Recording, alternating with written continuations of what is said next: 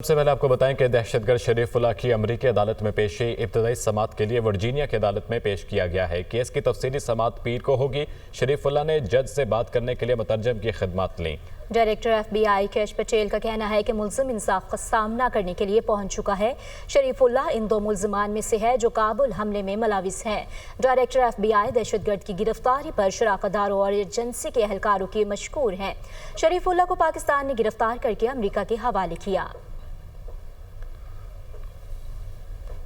داعش کے دہشت گرد شریف اللہ کو ورجینیا کی عدالت کے جج ولیم پورٹر کے سامنے پیش کیا گیا۔ 10 منٹ تک جاری ابتدائی سماعت کے موقع پر شریف اللہ کو بتایا گیا کہ الزامات ثابت ہوئے تو اسے عمر قید کا سامنا ہوگا۔ امریکی محکمہ انصاف کے مطابق شریف اللہ نے ایف بی آئی حکام کے سامنے کابل حملے میں مدد کرنے کا اعتراف کیا۔ ملزم نے گرفتار 4 حملہ آوروں میں سے 2 کی شناخت کر لی۔ ڈائریکٹر ایف بی آئی کیش پٹیل نے بتایا کہ گرفتار دہشت گرد شریف اللہ کابل حملے میں امریکی فوجیوں کے قتل میں ملوث 2 ملزمان میں سے ایک ہے۔ شریف اللہ نے بتایا کہ اس نے ایک حملہ آور کو کابل ایئرپورٹ کا راستہ دکھایا تھا۔ ڈائریکٹر ایف بی آئی نے کہا، ہمارے شراکت داروں اور ایجنسی کے بہادر اہلکاروں کا شکریہ ادا کرتے ہیں۔ داعش کمانڈر شریف اللہ 26 اگست 2021 میں کابل ایئرپورٹ پر حملے کا ماسٹر مائنڈ اور امریکہ کا ہائی ویلیو ٹارگٹ تھا۔ حملے کے دوران 13 امریکی فوجی اور 170 افغان مارے گئے تھے۔ خودکش حملہ کرنے والے شخص کی شناخت عبد الرحمان اللوگری کے نام سے کی گئی تھی۔ شریف اللہ نے داعش کے لیے کئی دیگر حملوں کی خاطر اپنی سرگرمیوں کا بھی اعتراف کیا ہے۔ شریف اللہ نے ایف بی آئی ایجنٹس کو بتایا کہ وہ 2019 سے افغانستان کی جیل میں تھا۔ کابل حملے سے 2 ہفتے پہلے رہا ہوا تو اسے داعش نے موٹر سائیکل ٹیلی فون خریدنے کے لیے رقم دی اور خبردار کیا کہ حملوں کے موقع پر داعش کے دیگر افراد سے رابطوں کے لیے صرف سوشل میڈیا پلیٹ فارم استعمال کیا جائے۔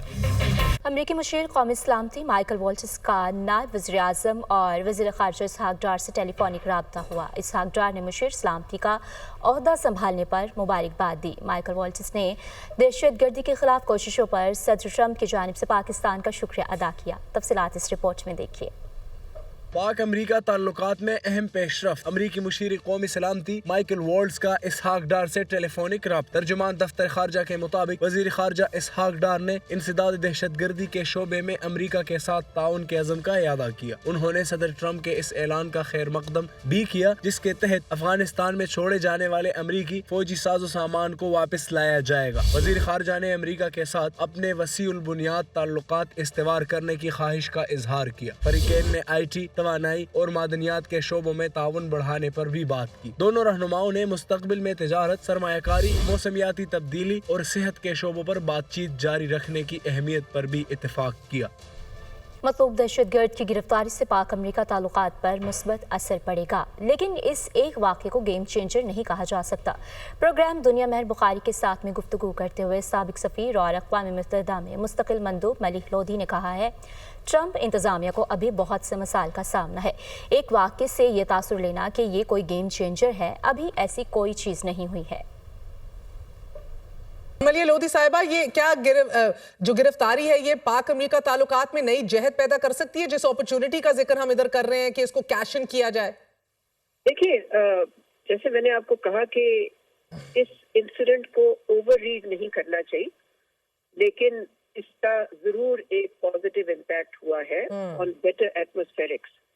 میرا اپنا خیال یہ ہے کہ اتنی اوور ایگرنس نہیں دکھانی چاہیے انگیجمنٹ کے لیے۔ ابھی ٹرمپ ایڈمنسٹریشن کے پاس بہت سارے ایشوز ہیں جو کہ وہ ڈیل کر رہے ہیں۔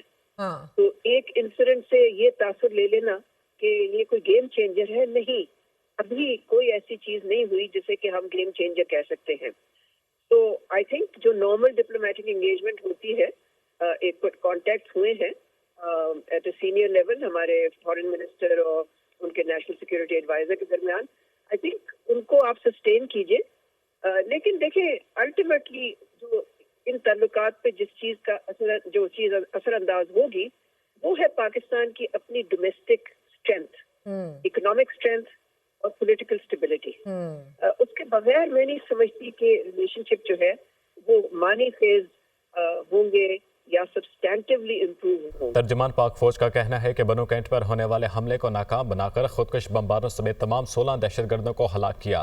خفیہ اطلاعات سے ثابت ہوا ہے کہ حملے میں افغان شہری ملوث تھے۔ شواہد ہیں کہ حملے کی منصوبہ بندی اور قیادت افغانستان میں موجود خوارج سرغنوں کی ہے۔ اسلام آباد سے رپورٹ۔ خارجی عناصر نے بنو کنٹونمنٹ پر دہشت گرد حملے کی کوشش کی. حملہ آوروں نے کنٹونمنٹ کی سیکیورٹی توڑنے کی کوشش کی. سیکیورٹی فورسز نے فوری جوابی کارروائی کرتے ہوئے دہشت گردوں کے مذموم عزائم کو ناکام بنا دیا. ISPR کے مطابق سیکیورٹی فورسز نے حملہ کرنے والے تمام 16 دہشت گردوں کو ہلاک کر دیا. ہلاک دہشت گردوں میں 4 خودکش حملہ آور بھی شامل تھے. شعبہ تعلقات عامہ کے مطابق شدید جھڑپ میں 5 بہادر جوان دشمن کا مقابلہ کرتے ہوئے شہید ہو گئے، جبکہ خودکش دھماکوں سے چھاؤنی کی دیوار کا ایک حصہ گر گیا.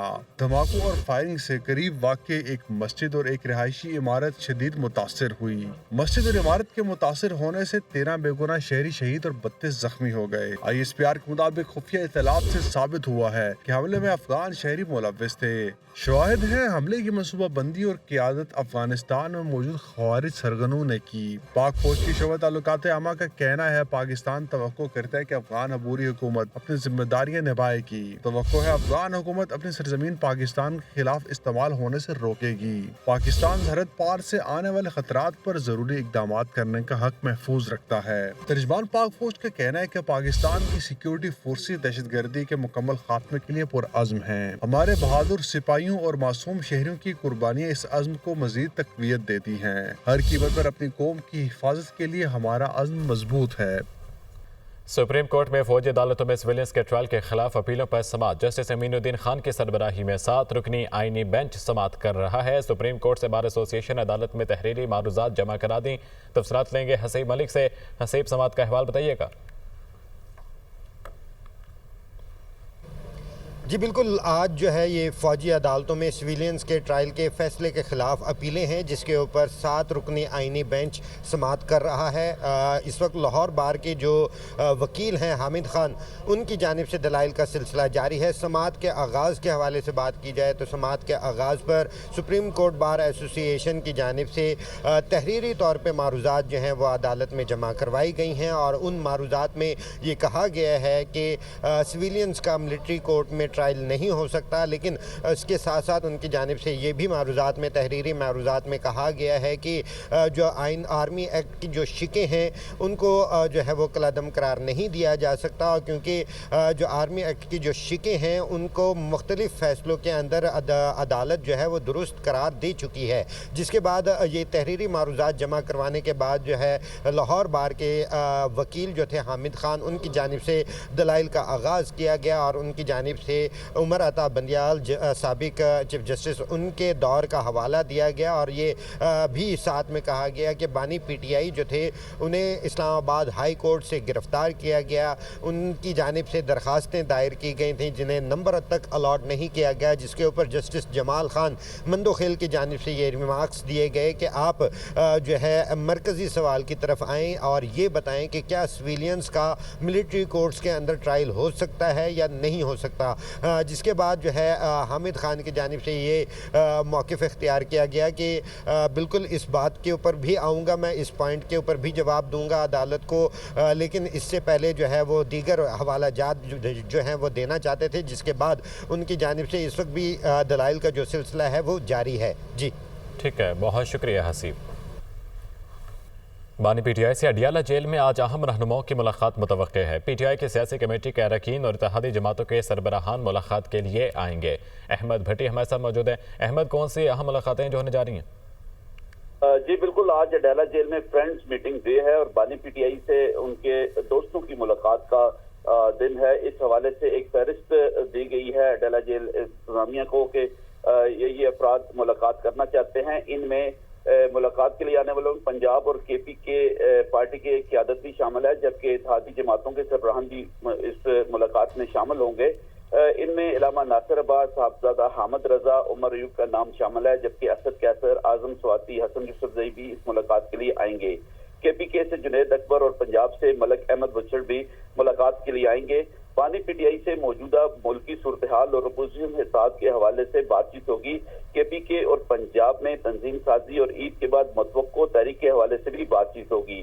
واضح ہے کہ گزشتہ جمعرات ان ملاقاتوں کی رہنماؤں کی ملاقات نہیں ہو سکی تھی، اور آج بھی یہ رہنما ملاقات کے لیے آئیں گے، اور اگر اجازت ملتی ہے تو یہ ان سے ملاقات کریں گے. اور اس آج کی ملاقات میں تحریک انصاف کے موجودہ تنظیم سازی اور آئندہ کی احتجاجی تحریک کے حوالے سے اہم فیصلے متوقع ہے۔ ملاقات کے بعد توقع ہے کہ صاحبزادہ حامد رضا اور احمد بھٹی، بہت شکریہ آپ کا۔